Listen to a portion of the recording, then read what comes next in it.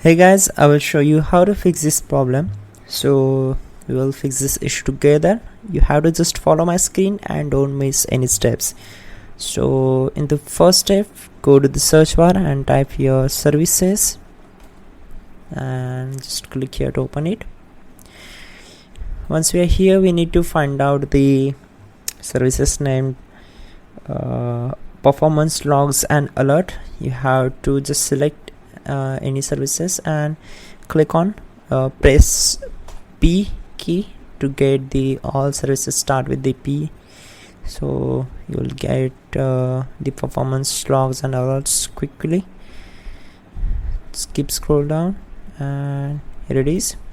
Just right click on it, select properties, and we have to set the startup type as automatic. You have to enable these services, so just start the services and you have to click on start, then click on apply and then OK.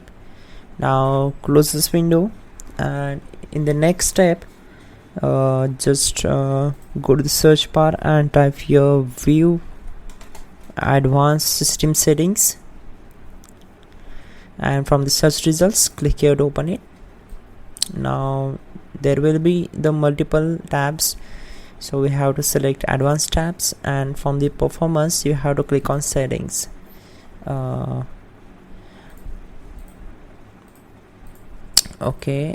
have to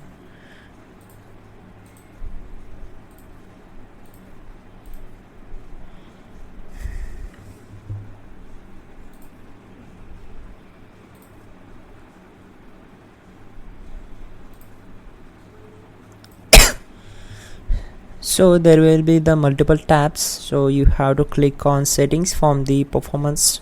So click here, then again select advanced tab and click on change, and you have to select this one. Check this option, automatically manage paging file size for all devices, and click on OK.